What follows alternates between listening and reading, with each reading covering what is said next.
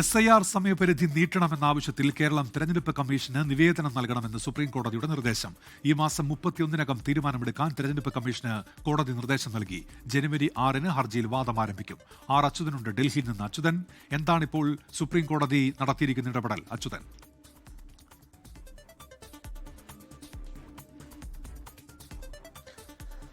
ഉന്മേഷ്, കേരളത്തിലെ SIR-നെതിരായ ഹർജികൾ ഇന്ന് ചീഫ് ജസ്റ്റിസിന്റെ ബെഞ്ചിന് മുൻപാകെയാണ് പരിഗണനയിൽ വന്നത്. ആ ഘട്ടത്തിൽ സംസ്ഥാന സർക്കാർ ചൂണ്ടിക്കാട്ടിയത് കൂടുതൽ സമയപരിധി ഇക്കാര്യത്തിൽ വേണം എന്നൊരു ആവശ്യമാണ് മുൻനിർത്തിയത്. പക്ഷേ മുഖ്യ തെരഞ്ഞെടുപ്പ് കമ്മീഷൻ ആ ആവശ്യത്തെ എതിർത്തിരുന്നു. 25 ലക്ഷത്തോളം വോട്ടർമാരെ ഇതിനോടകം തന്നെ നീക്കി വീട്ടിലാളില്ല എന്ന് പറഞ്ഞ് പലരുടെയും പേര് ഒഴിവാക്കിയതായുള്ള ആരോപണങ്ങളും സംസ്ഥാന സർക്കാർ മുന്നോട്ട് വച്ചു. എന്നാൽ തെരഞ്ഞെടുപ്പ് കമ്മീഷൻ അതിനെ എതിർക്കുകയാണ് ഉണ്ടായത്.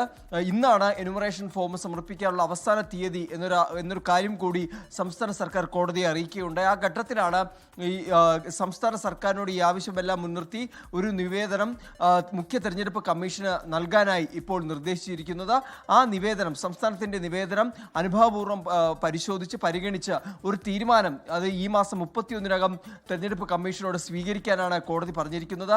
ആ തീരുമാനം എന്തായാലും അത് സുപ്രീം കോടതിയെ അറിയിക്കണമെന്നും കോടതി ഇന്ന് നിർദ്ദേശിച്ചു. ഒപ്പം തന്നെ ഈ ഹർജികളിൽ 3 ആഴ്ചയ്ക്കുള്ളിൽ തെരഞ്ഞെടുപ്പ് കമ്മീഷനോട് മറുപടി സമർപ്പിക്കാനും കോടതി നിർദ്ദേശിച്ചിട്ടുണ്ട്.